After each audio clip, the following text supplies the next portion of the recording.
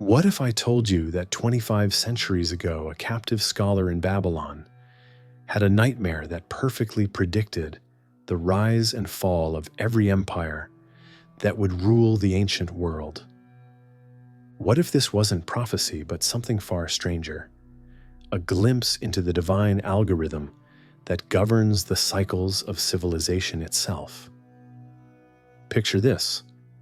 The year is 553 BCE. In the flickering candlelight of a Babylonian chamber, an aging Hebrew exile named Daniel awakens from a dream so vivid, so terrifying, that his spirit is troubled within him. Scattered around his room are cuneiform tablets, star charts, and the sacred scrolls of his people. But the images burning in his mind belong to no earthly library. He has seen 4 monstrous beasts rise from a churning sea, each more terrible than the last. He has witnessed thrones set in place, books opened, and an Ancient of Days whose garment was white as snow, whose throne was fiery flames. Was this madness? Divine revelation? Or had Daniel stumbled upon something that transcends both, the hidden pattern by which empires are born, mature, corrupt, and die? The paradox that haunts Daniel's vision is this: if the future is written in the stars, are we reading prophecy or simply recognizing the eternal return of human ambition? Are the beasts symbols of specific kingdoms, or are they archetypal forces that emerge whenever civilization reaches for godlike power? Today, we're going to decode Daniel's vision, the dream that mapped empires, unveiled the divine judge, and warned that every kingdom of beasts must one day face the Ancient of Days. We'll discover why this ancient nightmare continues to echo through modern times, from totalitarian states to digital superpowers, and why the question it poses remains urgent. Can humanity break free from the cycle of the beasts, or are we doomed to repeat it until wisdom, not power, rules the earth? In the first year of Belshazzar, king of Babylon, Daniel had a dream and visions of his head as he lay on his bed. Then he wrote down the dream and told the sum of the matter. Daniel's vision begins not on solid ground, but on the great sea, that primordial chaos from which all ancient peoples believed creation first emerged.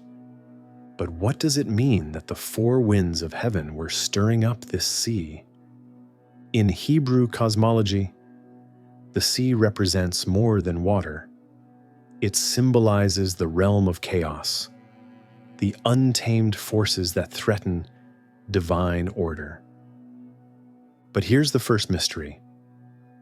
Why does Daniel's vision begin with chaos being stirred by heavenly winds? Could it be that the empires he's about to witness aren't accidents of history, but necessary stages in some cosmic drama? The sea that Daniel beholds is both literal and symbolic. Historically, it likely represents the Mediterranean, that great highway of ancient empires where Phoenicians, Greeks, and Romans would clash for dominion. But symbolically, this sea is the unconscious depths of human collective experience, where archetypal powers lie dormant until awakened by divine or demonic forces. In the Babylonian creation myth, the Enuma Elish, the primordial goddess Tiamat, represents the chaotic waters that must be conquered before ordered creation can begin.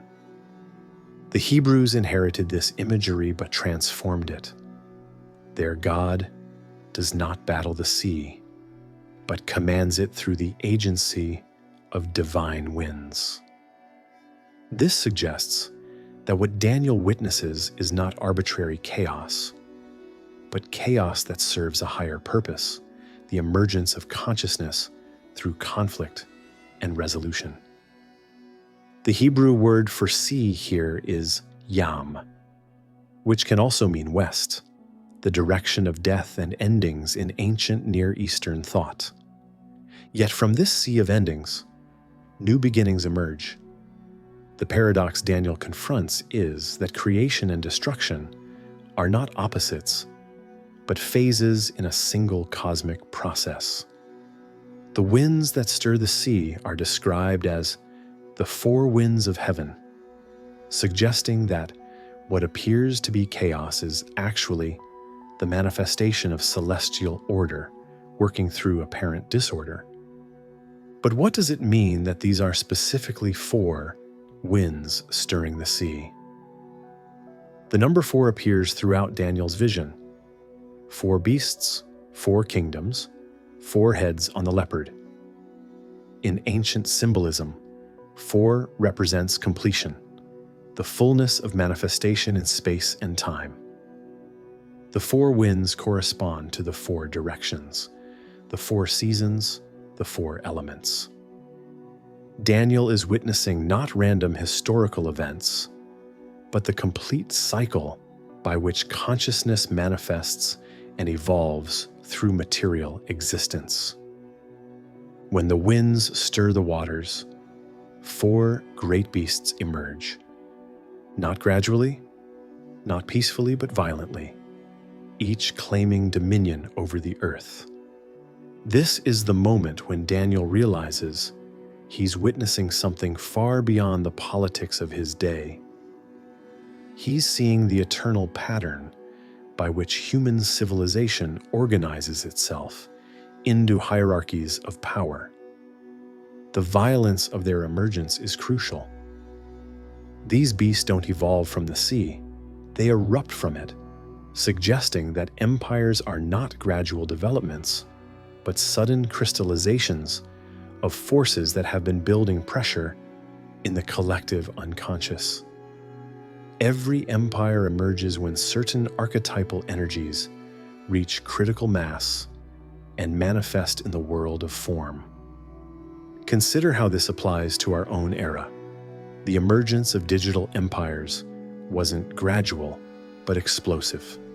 Seemingly overnight, platforms like Facebook, Google, and Amazon transformed from startups into global powers that shape consciousness itself. Like Daniel's beasts, they emerged from the stirring of invisible forces, in this case, the convergence of technology, connectivity, and human attention, into forms of dominion that no previous age could have imagined. But what if the beasts represent more than just political empires? The ancient Persian tradition speaks of 4 ages of cosmic time, each ruled by different principles. Plato wrote of the great year, a vast cycle in which civilizations rise and fall in predetermined patterns. Even the Stoics taught that the universe itself undergoes periodic destruction and renewal. Daniel's vision might be tapping into this deeper wisdom, the recognition that consciousness itself evolves through stages, each more complex than the last. The Hebrew text says, "The beasts were diverse from one another." This isn't just about different political systems, it's about fundamentally different ways of organizing human energy and attention. Each beast represents not just an empire, but a distinct mode of consciousness that humanity must experience and transcend. And here's where the vision becomes personally relevant. Do we not still live in the realm of the great sea? Do not the winds of heaven still stir up new forms of collective power, technological, economic, ideological, that take on lives of their own? The question Daniel's dream poses to every generation is whether we will be devoured by the beasts we create, or whether we will learn to recognize them for what they are, projections of our own unintegrated power. And 4 great beasts came up out of the sea, different from one another. The first beast was like a lion, but with eagle's wings. Daniel watches in fascination as this creature soars above the earth, its leonine strength combined with aerial dominion. Then something extraordinary happens. Its wings are plucked. It is lifted from the earth, made to stand on 2 feet like a man, and given a human heart. This transformation is perhaps the most mysterious aspect of the entire vision. Why does the lion receive a human heart? The imagery suggests a process of humanization, but what kind of transformation could affect an entire empire? Historically, this points unmistakably to Babylon under Nebuchadnezzar, the empire that had carried Daniel into exile. The lion was Babylon's symbol. The eagle represented their military supremacy inherited from Assyria, and together they embodied Mesopotamian dominance that had lasted for centuries. But the transformation Daniel witnesses goes beyond political allegory. The plucking of wings suggests the loss of transcendent aspiration, the moment when a civilization becomes earthbound, when its noble ideals collapse into mere survival and maintenance. Yet paradoxically, this fall leads to humanization. The beast receives a human heart, suggesting that suffering and limitation can awaken empathy and wisdom. In psychological terms, this represents the first stage of consciousness evolution, the movement from unconscious power to self-aware responsibility.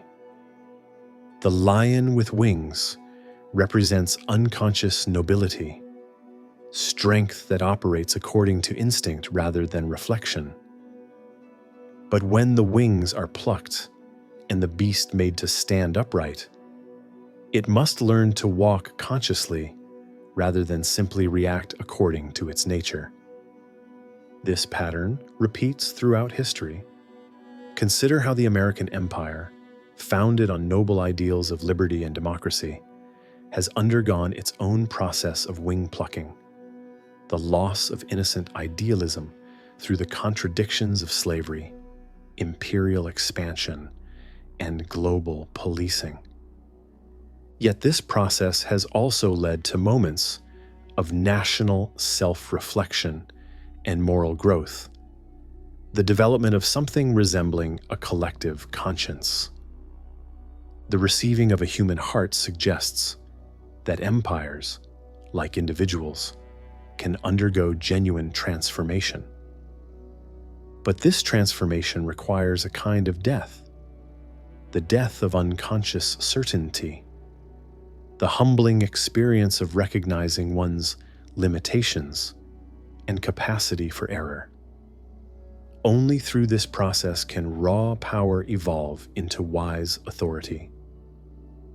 The second beast was like a bear, raised up on one side, with 3 ribs between its teeth, and a voice commanding it to arise, devour much flesh. This asymmetrical creature, heavy and ponderous, traditionally represents the Medo-Persian Empire that would conquer Babylon. The 3 ribs likely symbolize the 3 major conquests: Lydia, Babylon, and Egypt. But the bear's posture, raised up on one side, suggests something profoundly unbalanced about this form of power.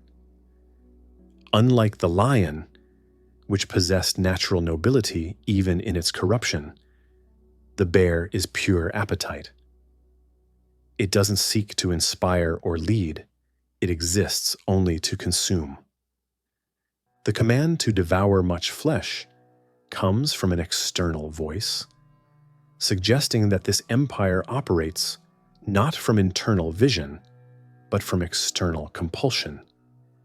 It's driven not by ideals, however corrupted, but by the sheer momentum of expansion. The psychological stage represented by the bear is that of pure acquisitiveness, the consciousness that mistakes having for being, that seeks to fill inner emptiness through external accumulation. This is the consumer consciousness that can never be satisfied because it seeks infinite fulfillment through finite means. No amount of consumption can fill the void left by the loss of transcendent meaning. But why is the bear raised up on one side? This asymmetry suggests fundamental instability. Unlike the lion's balanced strength, the bear's power comes from leveraging one aspect of its nature at the expense of others. This makes it powerful in the short term, but ultimately unsustainable.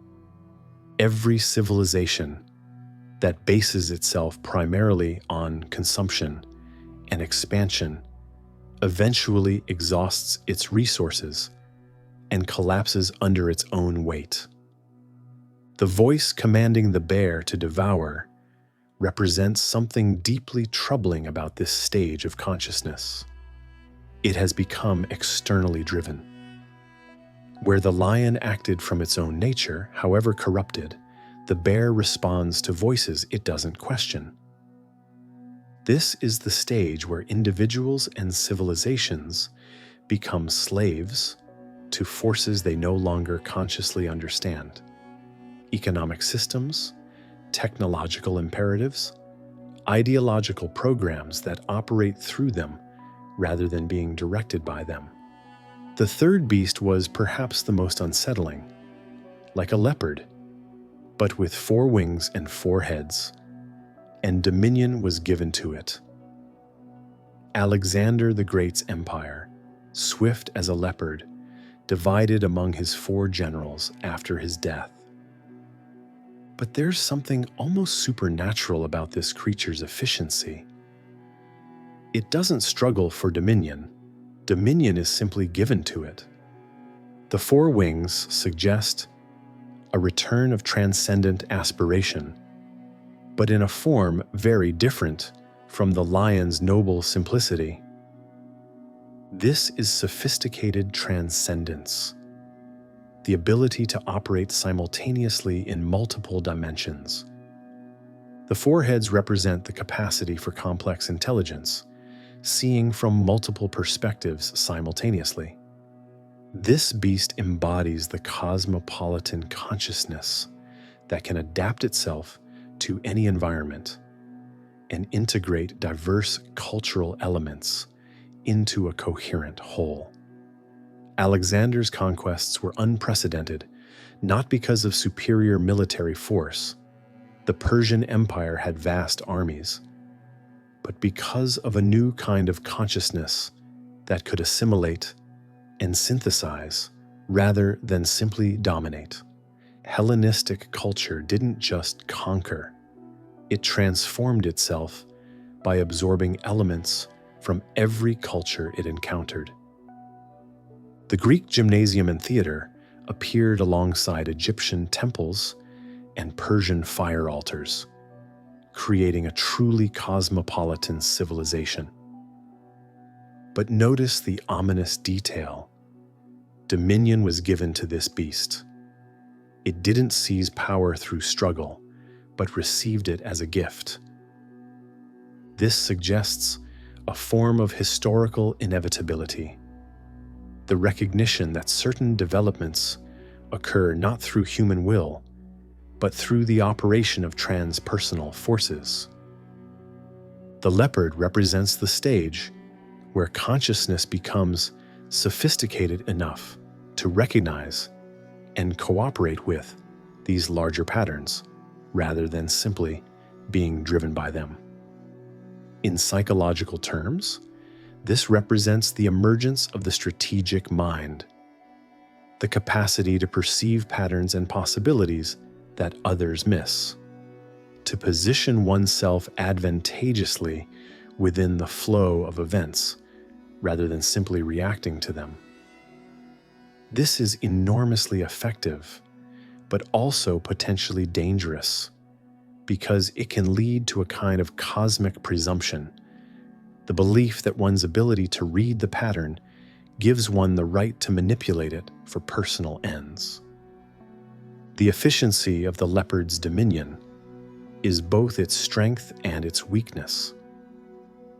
Where the lion and bear struggled against limitations and thereby developed certain virtues through that struggle, the leopard's ease of conquest can lead to a kind of spiritual superficiality. When everything comes easily, there's little opportunity to develop depth, patience, or humility. But what troubles Daniel most is the fourth beast, dreadful and terrible, exceedingly strong, with teeth of iron and claws of bronze. This beast is different from all that came before it. It devours, breaks in pieces, and stamps the residue with its feet. Most ominously, it has 10 horns, and from among them rises a little horn that speaks great words against the Most High. The fourth beast represents a qualitative leap into something beyond the organic development of the previous empires. Where the lion, bear, and leopard were still recognizably alive, connected to the natural world and operating according to biological principles, this final beast is a mechanism of pure domination. Its iron teeth suggest industrial efficiency. Its bronze claws, the technology of war perfected into an art form. Rome, which this beast traditionally represents, was indeed qualitatively different from previous empires. It was the first truly systematic empire, one that created institutional structures capable of perpetuating themselves across centuries with minimal dependence on individual leadership. Roman law, Roman engineering, Roman military organization created a template for dominion that could be reproduced anywhere in the world. But the deeper horror of the fourth beast lies in its complete disconnection from any transcendent purpose. The lion still possessed echoes of nobility. The bear, however crude, still served the natural function of survival. The leopard maintained connection to the cosmic intelligence that guided its expansion. The fourth beast exists purely to dominate. It has no higher purpose, no vision beyond its own expansion and perpetuation. The 10 horns represent the multiplication of centers of power within the beast, the development of complex institutional structures that operate according to their own logic rather than serving human purposes. In modern terms, we might recognize this in the proliferation of bureaucratic systems, corporate entities, and technological networks that have developed lives of their own and now shape human behavior more than being shaped by human intentions. But the most sinister development is the emergence of the little horn that speaks great words against the Most High. This represents the moment when human systems become so complex and autonomous that they begin to claim ultimate authority, not just over political and economic life, but over consciousness itself. The little horn represents ideology in its most totalitarian form, the claim to possess absolute truth and the right to reshape human nature according to its vision. In our contemporary context, we can see elements of the fourth beast in technological systems that operate beyond human comprehension or control. in economic mechanisms that treat human beings as variables in mathematical equations, in information systems that shape perception and behavior through algorithms no individual fully understands.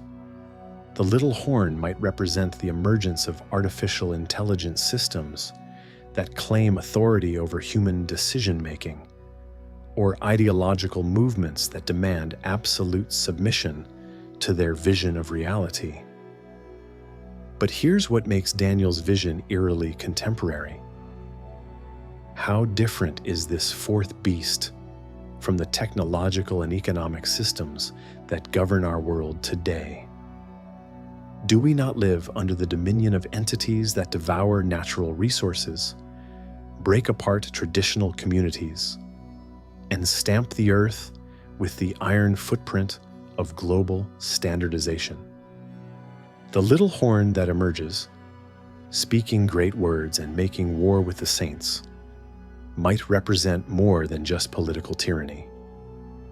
It could symbolize the moment when human systems become so complex and autonomous that they begin to operate beyond human control, developing their own agenda and claiming divine prerogatives.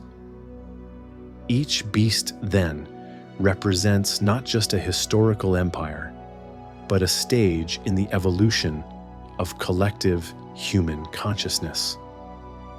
The lion embodies the noble savage stage, power with honor. The bear represents the barbarian stage, power without conscience. The leopard symbolizes the civilized stage, power with intelligence. And the fourth beast? Perhaps it represents the technological stage, power without wisdom, where human creativity has produced forces that threaten to devour their creator. I watched till thrones were put in place and the Ancient of Days was seated. After the chaos of the beasts, Daniel's vision shifts to a scene of ultimate authority. Thrones are established, not conquered, not seized, but put in place by some higher power. The Hebrew phrase here is crucial. Korsavan remiv, literally thrones were cast, or thrones were established. This suggests that the divine judgment that follows is not an arbitrary intervention, but the manifestation of an authority that was always present, though hidden during the reign of the beasts. And on the central throne sits a figure of such magnificence that Daniel can only describe him in terms of elemental purity. Garment white as snow, hair like pure wool, throne of fiery flames with wheels of burning fire. But why these specific images? White represents consciousness, purified of all coloration by personal agenda or historical conditioning. The snow-white garment suggests authority that operates from complete objectivity, unmarked by the partisan perspectives that drive earthly empires.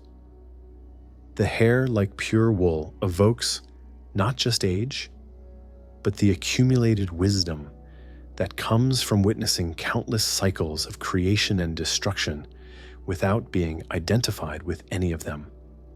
In ancient Near Eastern iconography, flowing white hair was associated with divine beings who had transcended the normal limitations of temporal existence. But who is this Ancient of Days? The Hebrew phrase atik yomin literally means advanced in days, not just old, but existing beyond the normal flow of time. This figure represents consciousness that has transcended the temporal cycles that govern empires and individuals alike.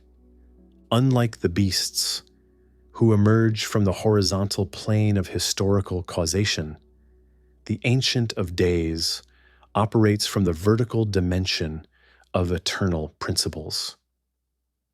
The throne imagery is particularly significant. Where earthly thrones are seized through conquest or inherited through bloodline, this throne simply is.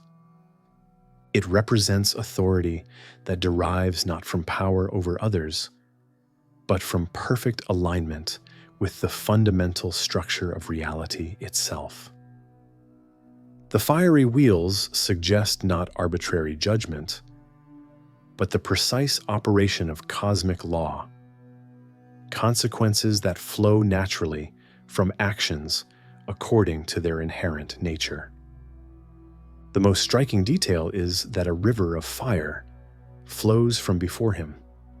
In ancient cosmology, fire represents the divine principle that both illuminates and purifies. But this isn't destructive fire. It's creative fire, the energy that maintains cosmic order. The river suggests that judgment isn't a single event, but a continuous process by which reality itself maintains its balance. This river of fire appears throughout mystical literature. In the Zoroastrian tradition, it's the cosmic fire that separates truth from falsehood. In Hindu cosmology, it's the fire of consciousness that burns away illusion. In the Christian tradition, it becomes the refining fire that purifies rather than destroys. For Daniel, this fire represents the continuous operation of divine justice, not as external punishment, but as the natural consequence of misalignment with cosmic order. But what does this fire actually do? The text suggests it flows out from the Ancient of Days, suggesting that divine judgment is not imposed from outside, but radiates naturally from the presence of perfect truth. When complete honesty encounters partial deception, the deception naturally dissolves. When perfect love encounters hatred, the hatred cannot maintain itself. The fire is the transformative power of truth itself. Daniel sees that the court was seated and the books were opened. Here we encounter one of the most profound concepts in ancient thought, the idea that consciousness itself keeps a record of all actions and their consequences. These aren't arbitrary laws imposed by a distant deity, but the natural patterns by which actions generate results across time. The Hebrew word for books here is sifrin, which can also mean scrolls or records. But what are these books? They could represent what esoteric traditions call the Akashic records, the idea that every thought, word, and deed leaves an indelible impression on the fabric of reality itself. Modern physics might describe this as the information content of the universe, the way that every event leaves traces that persist through time and influence future possibilities. Or they might symbolize something more immediate, the way that empires and individuals contain within themselves the seeds of their own destiny. Every action creates karmic consequences that eventually return to their source. The books don't record arbitrary divine decrees, but the natural unfolding of cause and effect across vast scales of time. The opening of the book suggests that what has been hidden is now being revealed. The true nature of each empire's actions, previously disguised by propaganda and rationalization, is now seen clearly. The judgment that follows isn't arbitrary punishment, but the natural consequence of each beast reaching the limits of its own nature. But here's what makes this judgment scene so different from human courts. There are no prosecutors or defenders, no jury deliberation, no appeals process. The presence of perfect truth is itself sufficient to reveal the nature of each action and its appropriate consequence. This suggests that divine judgment operates not through the application of external rules, but through the revelation of inherent truth. The thousands upon thousands who minister to the Ancient of Days, and the 10,000 times 10,000 who stand before him, represent something remarkable: the infinite complexity of consciousness that has learned to align itself with cosmic order rather than fighting against it. These aren't just angels or souls of the righteous. They represent aspects of integrated consciousness that serve the whole rather than separate agendas. In psychological terms, this vast assembly might represent the integration of all aspects of consciousness that have learned to operate in harmony with transcendent principles. Instead of the civil war between different desires and impulses that characterizes unintegrated consciousness, we see here the possibility of inner unity directed toward cosmic purposes. But notice that this assembly both ministers to and stands before the Ancient of Days. This suggests that even the highest forms of consciousness remain in relationship to the ultimate source rather than claiming independence from it. True authority, the vision suggests, is always delegated authority, power exercised on behalf of principles that transcend the one who exercises them. But what are these books? They could represent the Akashic records of esoteric tradition, the idea that every thought, word, and deed leaves an indelible impression on the fabric of reality itself. Or they might symbolize something more immediate, the way that empires and individuals contain within themselves the seeds of their own destiny. The judgment that follows isn't arbitrary punishment, but the natural consequence of each beast reaching the limits of its own nature. The fourth beast is slain because it has become purely destructive, offering nothing constructive to the cosmic order. The other beasts have their dominion taken away, but their lives are prolonged for a season and a time, suggesting that each historical phase, while no longer dominant, continues to influence the world in transformed ways. This raises a fascinating question. Is the Ancient of Days judging the beasts from outside history, or is he the principle of wisdom that emerges from within history itself? Could it be that what Daniel is witnessing is not external intervention, but the moment when consciousness evolves to the point where it can see beyond the cycles it has been trapped within? The fire in the throne suggests that judgment isn't about punishment, but about the establishment of a higher order of existence. The Ancient of Days represents the possibility that human consciousness can transcend the beast-like patterns of domination and develop forms of authority based on wisdom rather than power. But here's the most intriguing detail. Daniel sees thousands upon thousands ministering to the Ancient of Days, and 10,000 times 10,000 standing before him. These aren't just angels or souls of the righteous. They represent the infinite complexity of consciousness that has learned to align itself with cosmic order rather than fighting against it.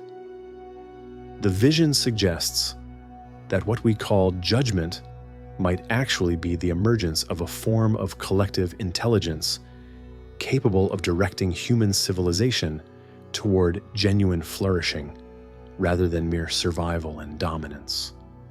The Ancient of Days doesn't destroy the world of the beasts.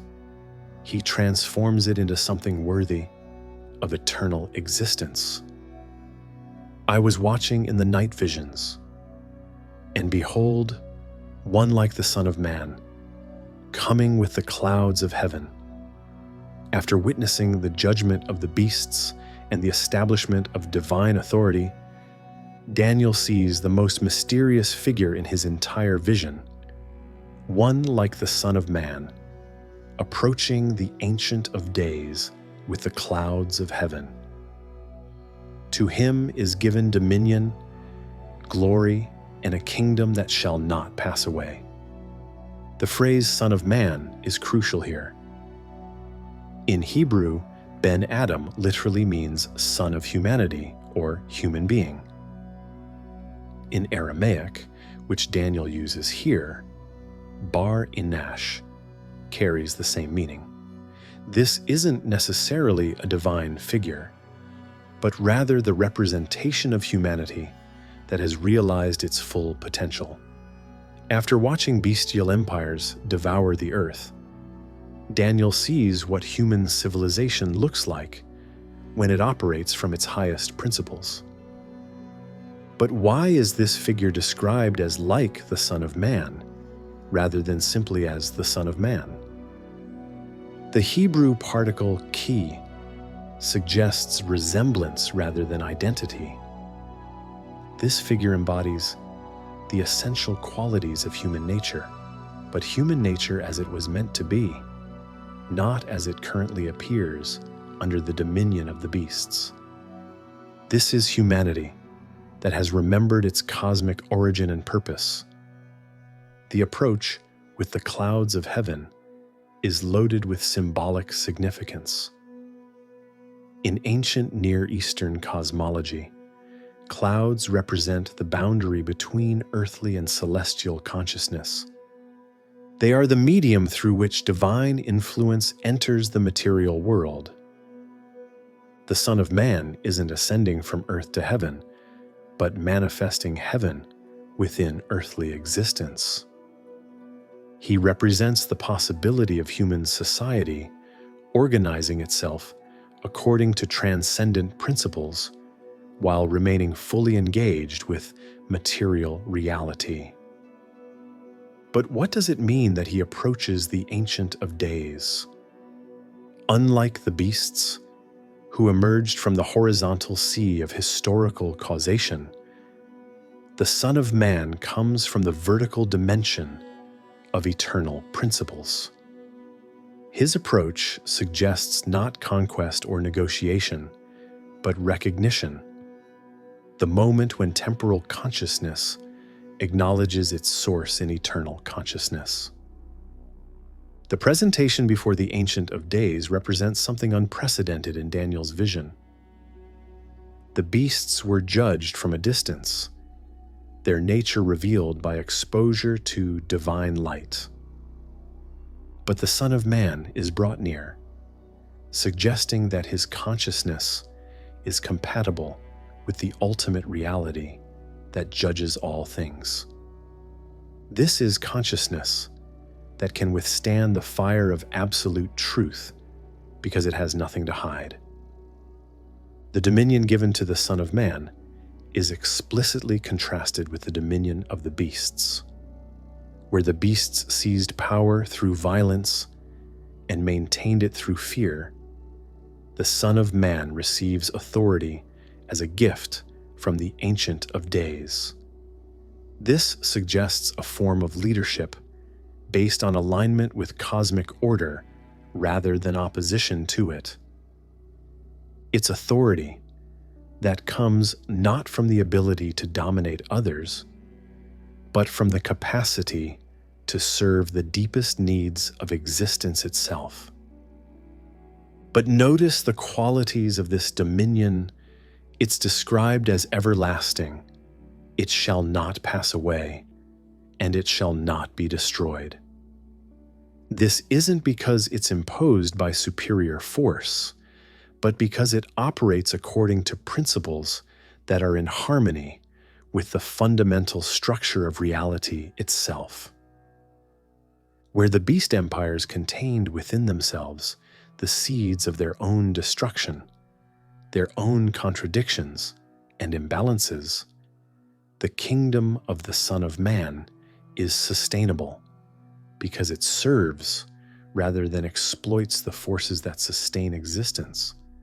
The text specifies that all peoples, nations, and languages should serve him.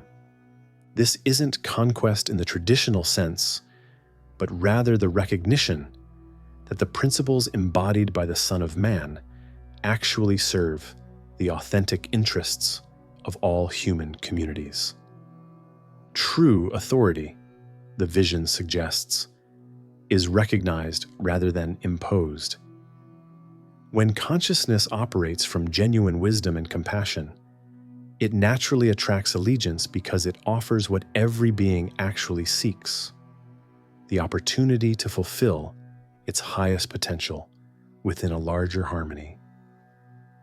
But who or what does the Son of Man represent? Early Christian interpreters saw this figure as a prophecy of Christ, and there's certainly a connection to Jesus' frequent use of this title for himself. But the original context suggests something broader: the emergence of a form of human consciousness capable of wielding power without being corrupted by it. In psychological terms, the Son of Man might represent the integration of the human shadow, the acknowledgement and transformation of the beast-like drives that otherwise manifest as destructive empires. Carl Jung suggested that only by making the unconscious conscious, by integrating the repressed and denied aspects of human nature, can consciousness transcend its compulsive patterns. The Son of Man represents humanity that has completed this integration and can therefore operate from wholeness rather than fragmentation. The mystical traditions offer another perspective. The Son of Man represents the divine human, the consciousness that has realized its essential unity with the cosmic intelligence while maintaining its individual expression. This is not the absorption of the human into the divine, but the full actualization of human potential within divine purpose. It's the emergence of beings who can serve as conscious agents of cosmic evolution. In political terms, the Son of Man might represent the possibility of governance based on wisdom rather than power, leadership that serves the evolution of consciousness rather than the perpetuation of control.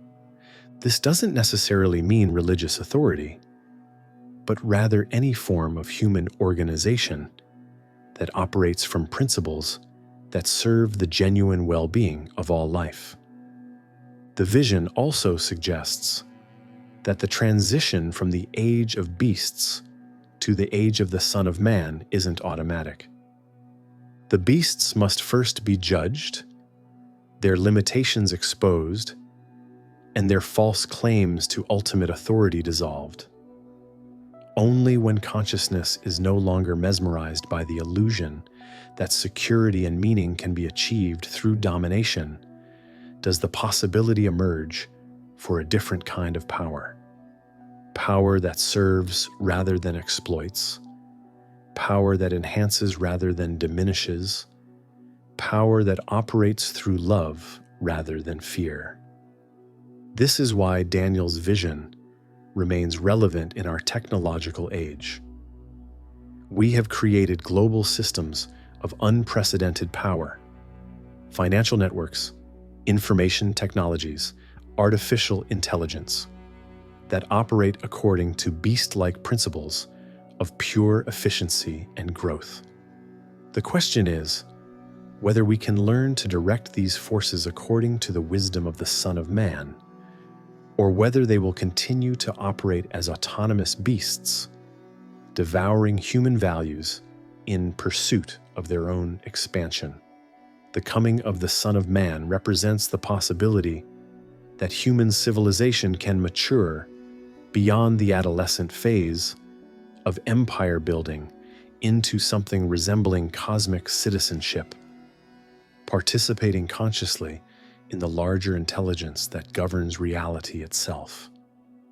But this transformation requires individuals and communities capable of embodying the consciousness that the Son of Man represents. The integration of power and love, wisdom and compassion, transcendence and engagement. But who or what does the Son of Man represent? Early Christian interpreters saw this figure as a prophecy of Christ, and there's certainly a connection to Jesus' frequent use of this title for himself. But the original context suggests something broader: the emergence of a form of human consciousness capable of wielding power without being corrupted by it. In psychological terms, the Son of Man might represent the integration of the human shadow, the acknowledgement and transformation of the beast-like drives that otherwise manifest as destructive empires. Only by recognizing and integrating our capacity for domination can we transcend it. The vision also suggests that the transition from the age of beasts to the age of the Son of Man isn't automatic. It requires a fundamental shift in how humanity understands the nature and purpose of power. Instead of power as domination over others, power becomes the capacity to manifest higher possibilities within the constraints of material existence. This is why Daniel's vision remains relevant in our technological age. We have created global systems of unprecedented power, financial networks, information technologies, artificial intelligence that operate according to beast-like principles of pure efficiency and growth. The question is whether we can learn to direct these forces according to the wisdom of the Son of Man, or whether they will continue to operate as autonomous beasts, devouring human values in pursuit of their own expansion.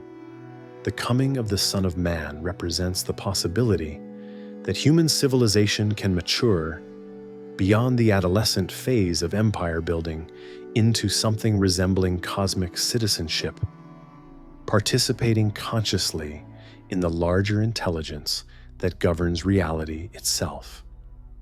But here's the deepest mystery. Daniel sees all peoples, nations, and languages serving this figure.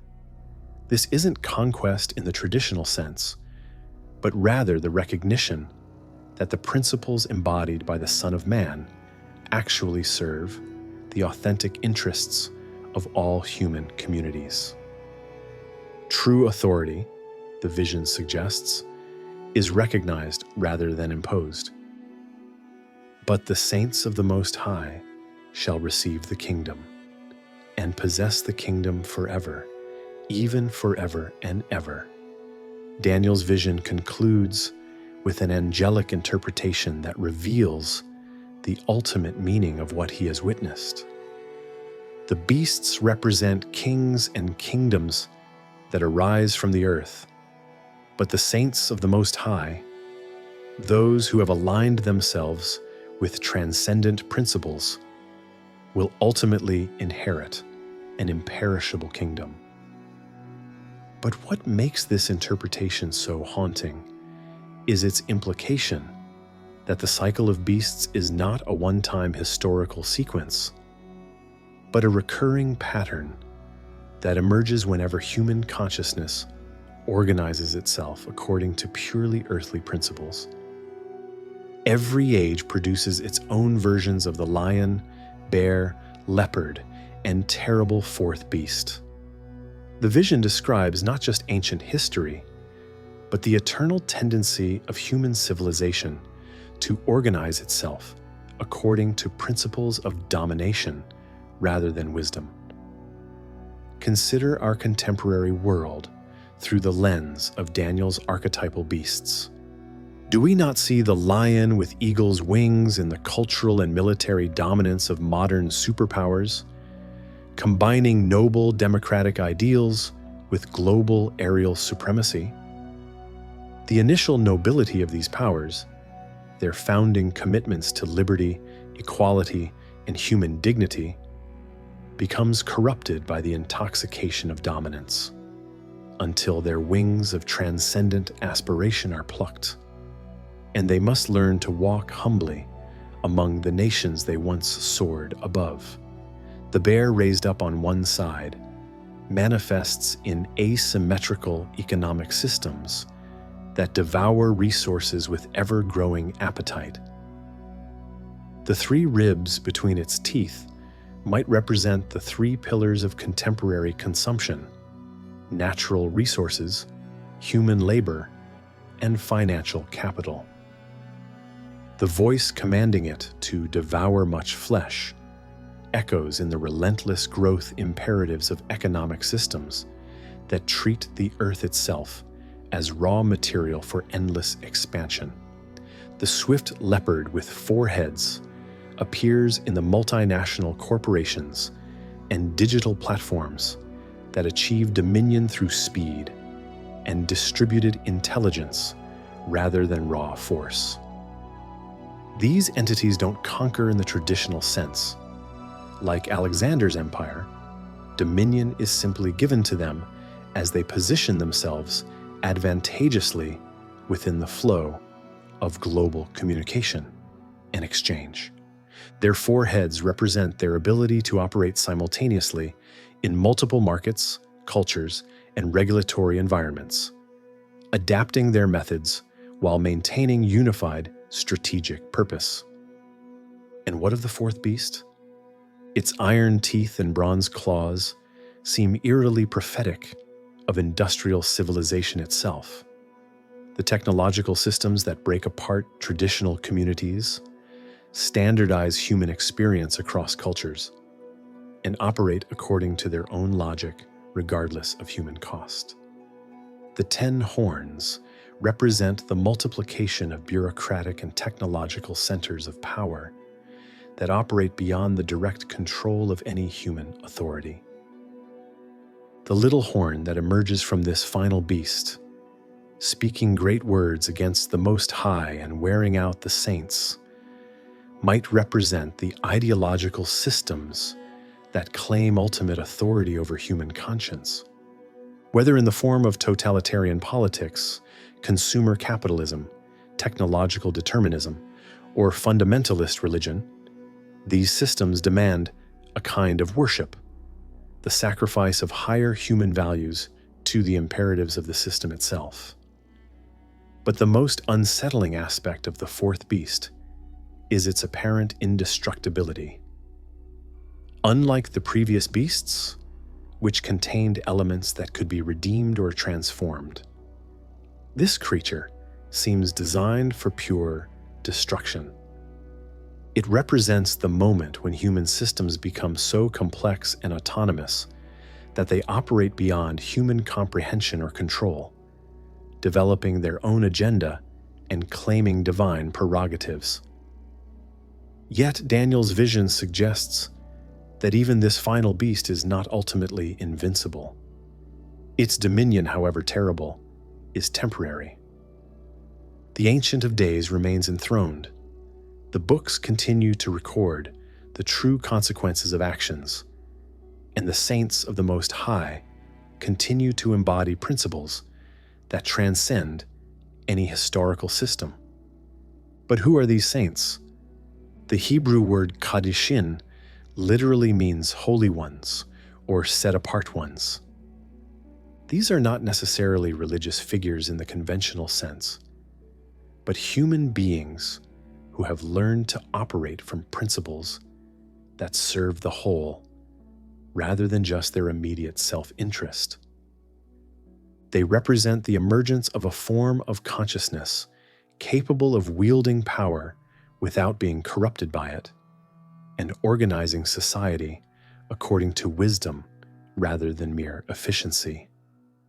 The phrase "saints of the Most High" suggests beings who have aligned themselves with the highest principles of existence: truth, beauty, goodness, love, and who therefore operate as conscious agents of these principles within historical circumstances.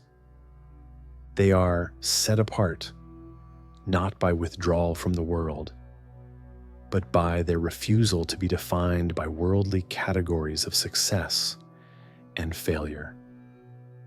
These saints possess the kingdom forever, even forever and ever, a Hebrew construction that emphasizes absolute permanence. But this permanence doesn't come from external protection or superior force. It comes from the fact that they embody principles that are inherent in the structure of reality itself. Truth cannot be permanently suppressed. Love cannot be ultimately defeated. Consciousness cannot be forever enslaved by unconscious systems. But Daniel's vision suggests that these cycles aren't inevitable. The saints of the Most High, those who maintain connection to transcendent principles even within earthly existence, represent the possibility of breaking free from the beast cycle. They possess what the Persian tradition called frashokereti, and the Greeks called apokatastasis, the restoration of all things to their original divine purpose. The time periods mentioned in Daniel's vision, a time and times and half a time, the time of the end, and various numerical sequences, might not be literal chronological predictions, but rather descriptions of the psychological and spiritual processes by which consciousness liberates itself from identification with beast-like systems. The times represent the duration required for human awareness to mature beyond the need for domination and control. Each beast cycle must run its course, teaching its particular lessons about the nature and consequences of unconscious power. The lion teaches about nobility corrupted by pride. The bear demonstrates the futility of pure appetite. The leopard reveals the limitations of cleverness without wisdom. The fourth beast shows where technological power leads when divorced from transcendent purpose. But the cycles are not merely repetitive, they are spiral. Each return to beast consciousness occurs at a higher level of complexity, with greater potential for both creation and destruction. Our contemporary fourth beast possesses capabilities that would have seemed godlike to previous ages. The power to alter the planet's climate, to manipulate the building blocks of life itself, to create forms of artificial intelligence that may eventually surpass human cognition. This is why the emergence of the saints of the Most High is not just spiritually desirable, but practically necessary. Without the development of wisdom commensurate with our power, we face the possibility of destroying not just human civilization, but the biosphere itself. The vision suggests that either consciousness evolves to the point where it can direct these forces wisely, or the forces themselves will eventually destroy their creators. The vision's modern relevance becomes clear when we consider that we live in an age when the fourth beast has achieved global dominion through technology and economic systems that operate beyond the control of any single nation or individual. Climate change, artificial intelligence, genetic engineering, nuclear weapons, and global financial networks represent forms of power that require a level of collective wisdom that humanity has never before possessed. This is where Daniel's vision becomes not just historical analysis, but practical guidance. The transition from the age of beasts to the age of the Son of Man requires individuals and communities capable of embodying transcendent principles within earthly circumstances. It requires what the mystical traditions call being in the world, but not of it, participating in human civilization while maintaining loyalty to values that transcend any particular historical form. The saints of the Most High represent the possibility of human beings who can engage with power, wealth, technology, and all the forces of civilization while remaining loyal to principles that serve the evolution of consciousness rather than its exploitation. They are the seed of a new form of human organization that can direct technological and economic power toward genuinely human ends rather than being directed by them. But this transformation cannot be achieved through external revolution alone. Each person must undergo the inner process that Daniel's vision describes, recognizing the beast-like patterns within their own consciousness, submitting these patterns to the judgment of the Ancient of Days, and learning to embody the consciousness of the Son of Man within their particular circumstances. The kingdom that the saints inherit is not a place to be reached, but a quality of being to be embodied. The capacity to participate in earthly existence while serving cosmic purposes. It's the authority that emerges when consciousness has learned to align itself with the intelligence that guides evolution rather than fighting against it. And the kingdom and dominion and the greatness of the kingdoms under the whole heaven shall be given to the people, the saints of the Most High. The final mystery of Daniel's vision is perhaps its most profound. The recognition that the beasts and the Son of Man are not just external historical forces, but archetypal energies that operate within individual human consciousness. Every person contains within themselves the potential for both beast-like and divine modes of being. The outer empires that rise and fall are reflections of inner empires that must be recognized, understood, and ultimately transformed. The lion with eagle's wings represents our noble impulses corrupted by pride, the moments when our highest aspirations become infected with the desire for dominance and recognition. This is the spiritual ego that uses wisdom as a weapon, that turns insight into superiority, that corrupts genuine gifts through the need to be special or elevated above others. How many teachers, leaders, and visionaries have fallen into this trap, using their authentic wisdom as a means of establishing dominance over those they claim to serve. In psychological terms, this represents the inflation that often accompanies genuine achievement or insight.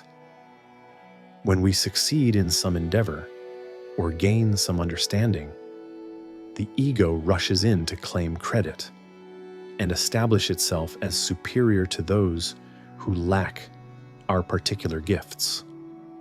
The wings of transcendent aspiration become corrupted by the lion's need to dominate, until the very qualities that could serve the whole become tools of separation and control.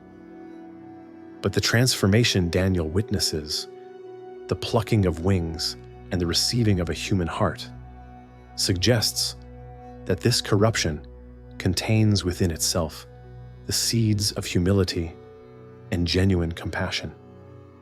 When our pretensions are stripped away and we're forced to stand on 2 feet like a man, we can learn to walk in genuine relationship with others rather than soaring above them in imagined superiority. The bear raised up on one side symbolizes our appetitive nature when it becomes disconnected from higher purpose. This is the consumer consciousness that mistakes having more for being more, that can never be satisfied because it seeks infinite fulfillment through finite means. In our culture of endless acquisition, we see this beast dominant in the psyches of individuals who have lost touch with any sense of transcendent meaning. The bear's asymmetrical posture represents the fundamental imbalance that occurs when one aspect of human nature, the drive to acquire and consume, becomes dominant at the expense of others. The 3 ribs between its teeth might represent the 3 things this consciousness devours: natural resources, treating the earth as dead matter to be consumed; human relationships, treating others as objects to be used; and time itself, always living in the future when satisfaction will finally be achieved. The voice commanding the bear to devour much flesh represents the way consumer consciousness becomes externally driven, responding to advertising, social pressure, and cultural programming, rather than arising from authentic inner needs. This is the stage where we become slaves to forces we no longer consciously understand: economic imperatives, social expectations, technological seductions that operate through us rather than being directed by us. The leopard with 4 heads and 4 wings represents the cunning intelligence that achieves its goals through speed and adaptation rather than depth and principle. In our information age, this manifests as the ability to process vast amounts of data while losing touch with underlying meaning and purpose. This is the consciousness that can juggle multiple projects, maintain several social media personas, and adapt quickly to changing circumstances, but lacks the depth and stability that come from commitment to enduring principles. The 4 heads suggest the fragmentation that occurs when intelligence operates without integration. We develop multiple selves for different contexts: one for work, one for family, one for social media, one for intimate relationships, without a unifying center that gives coherence to our various activities. The leopard is supremely effective but spiritually superficial, capable of great achievements, but unable to answer the question of why those achievements matter. The dominion given to this beast represents the way that sophisticated intelligence often seems to achieve success effortlessly, positioning itself advantageously within systems and networks rather than struggling directly against obstacles. But this very ease can become a trap, preventing the development of the patience, humility, and depth that come only through sustained engagement with genuine difficulty. And the 4th beast.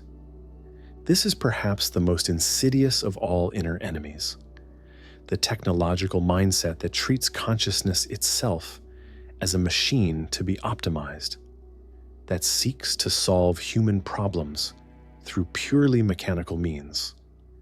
It's the part of us that believes we can engineer our way to happiness without undergoing fundamental transformation, that sees the human being as a collection of systems to be improved rather than a mystery to be lived. The iron teeth and bronze claws of this inner beast represent the mechanistic approach to life that seeks to control outcomes through technique and manipulation, rather than surrender to the deeper intelligence that guides genuine growth. This consciousness approaches relationships, spirituality, creativity, and even love as problems to be solved through the application of correct methods. The 10 horns represent the multiplication of mental and technological systems that operate autonomously within consciousness. The constant stream of thoughts, plans, strategies, and concerns that run according to their own logic, rather than serving our deepest well-being. We become crowded out of our own minds by systems we originally created to serve us. The little horn that emerges, speaking great words against the Most High, represents the ego's final claim to ultimate authority. The voice that insists it knows better than life itself how things should unfold. This is the consciousness that declares war on mystery, that demands certainty in a universe built on creative uncertainty, that claims the right to judge the cosmic process and find it wanting. But the inner meaning of Daniel's vision suggests that these beast-like aspects of consciousness are not simply to be suppressed or destroyed. Notice that in the vision, the first 3 beasts have their dominion taken away, but their lives prolonged. This implies that the energies they represent, strength, appetite, intelligence, are necessary aspects of human nature that must be integrated rather than eliminated. The Ancient of Days within represents the witness consciousness that observes the play of these various forces without being identified with any of them. This is the aspect of awareness that remains constant through all the changes of experience, the inner throne that cannot be conquered by any external force. Buddhist meditation calls this the observer self. Hindu Vedanta calls it the witness consciousness. Christian mysticism calls it the still small voice of divine presence. The cultivation of this witness consciousness is the foundation of all inner transformation.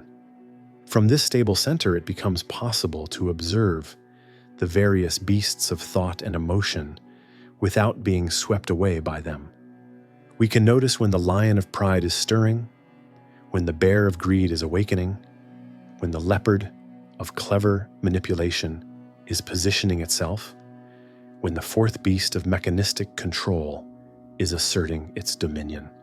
The Son of Man within is the integrated personality that has learned to channel all these energies according to principles that serve the whole. This isn't the suppression of power, but power in service of love, not the elimination of intelligence, but intelligence guided by wisdom, not the destruction of strength, but strength used for protection and creative manifestation, not the denial of desire, but desire transformed into aspiration for the highest possibilities. The process by which this inner transformation occurs mirrors the historical cycles Daniel witnessed.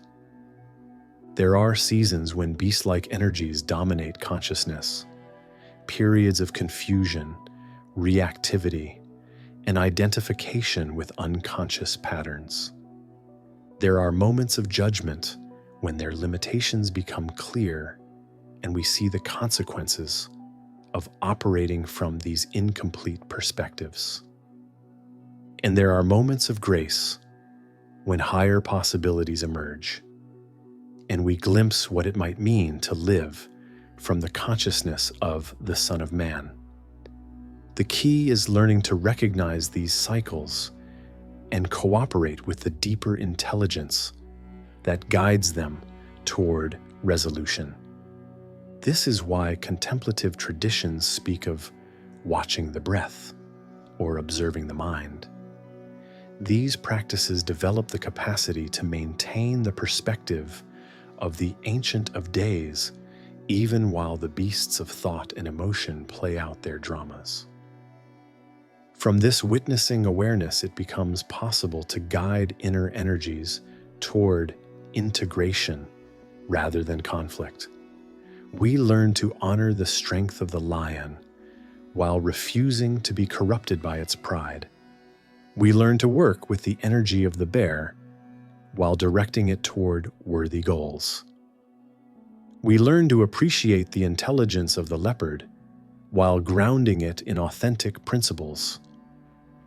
We learn to use the tools of the fourth beast while refusing to be enslaved by its mechanistic worldview. The saints of the Most High, then, are those who have achieved this inner integration and can therefore participate in outer activities without being corrupted by them.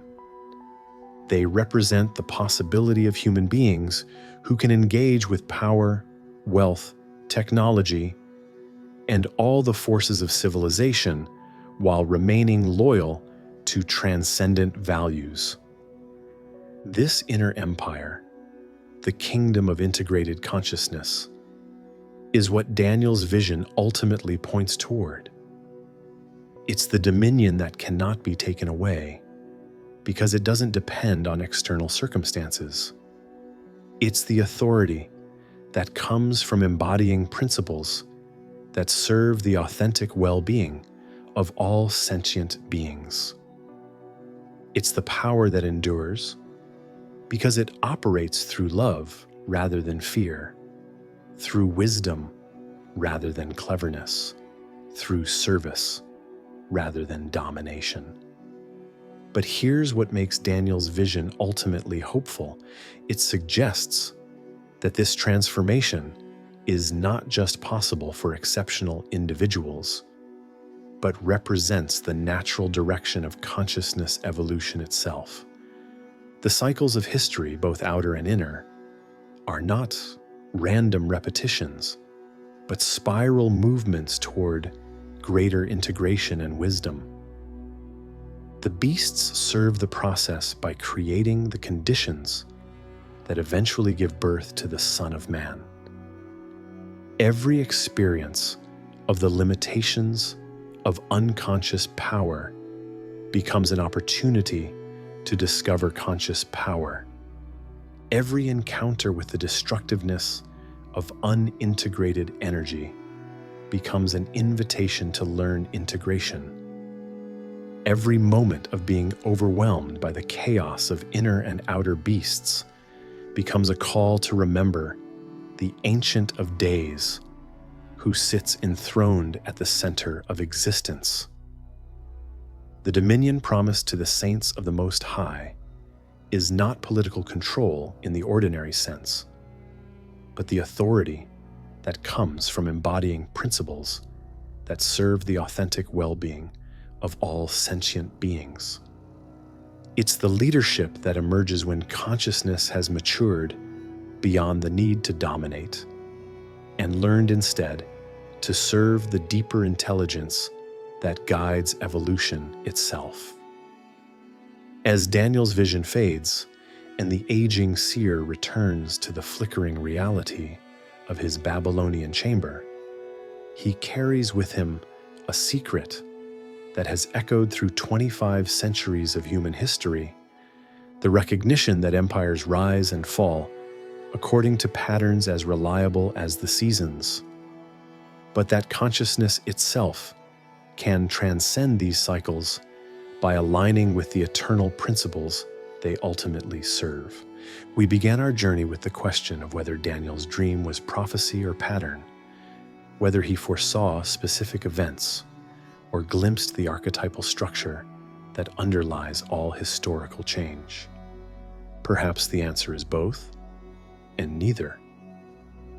What Daniel witnessed might be something even more extraordinary: the divine algorithm that writes history in living symbols, the cosmic intelligence that ensures consciousness evolves toward ever greater integration and wisdom. even through the apparent chaos of empires and their collapse. The four beasts continue to roam in our world, sometimes as literal political empires, sometimes as economic systems, sometimes as technological networks, sometimes as psychological complexes within individual consciousness. But Daniel's vision suggests that their dominion is neither permanent nor meaningless. They serve the larger purpose of consciousness evolution, creating the conditions that eventually give birth to the Son of Man, humanity awakened to its cosmic citizenship. The Ancient of Days has not departed. The throne of eternal judgment remains established in the heart of reality itself. Every action generates consequences that serve the ultimate trajectory toward wisdom and integration. Every empire that mistakes power for purpose eventually encounters the limits of its own nature and either transforms or dissolves. But perhaps the most profound insight of Daniel's vision is that the transition from the age of beasts to the age of the Son of Man is not a distant future event, but a present possibility that emerges whenever human consciousness aligns itself with transcendent principles. The kingdom of the saints of the Most High is not a place to be reached, but a quality of being to be embodied, the capacity to participate in earthly existence while serving cosmic purposes.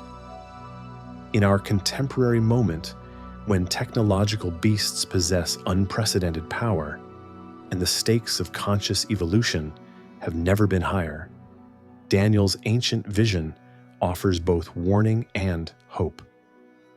The warning is that unconscious power inevitably becomes destructive power, that systems operating without wisdom will ultimately devour their creators.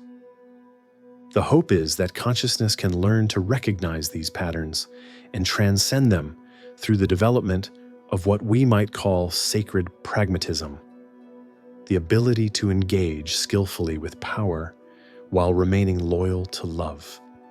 The dream that troubled Daniel's sleep 25 centuries ago continues to unfold in our time. The winds of heaven still stir the great sea of human collective consciousness. Beasts still emerge from the depths, claiming dominion over the earth. But somewhere in the unfolding drama, the thrones are being set in place. The Ancient of Days takes his seat, and one like the Son of Man approaches with the clouds of heaven.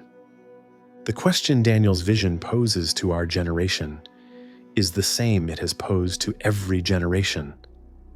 Will we remain identified with the beasts we have created, or will we learn to embody the consciousness that can guide them toward genuinely human ends?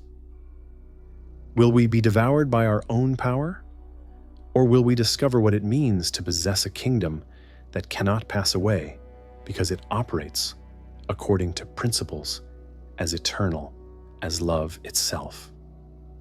The answer, Daniel's vision suggests, depends not on external circumstances, but on our willingness to undergo the inner transformation that allows beast consciousness to evolve into divine human consciousness. The empires will continue their ancient dance of rise and fall, but those who have learned to dance with the cosmos itself will inherit an authority that no empire can destroy, and a dominion that serves the flourishing of all life. In the end, Daniel's dream reveals the ultimate secret. History is not a meaningless succession of empires, but the progressive education of consciousness itself. Every beast teaches its lesson. Every judgment clarifies the principles at stake. Every manifestation of the Son of Man demonstrates what human existence looks like when it operates from its highest potential. The beasts retreat. The sea grows still. The mind beholds eternity. And in that eternal now, Daniel's vision completes itself, not as prophecy fulfilled, but as consciousness awakened to its own divine nature and cosmic responsibility. This is the dream that history dreams toward. This is the empire that conquers by serving. This is the power that endures because it loves. The code of history, hidden in a dream, reveals itself to be the code of consciousness itself, forever evolving, forever transcending its previous limitations, forever approaching the condition where earth and heaven become one seamless expression of infinite intelligence and boundless compassion. Daniel awakens. The vision ends. The journey begins.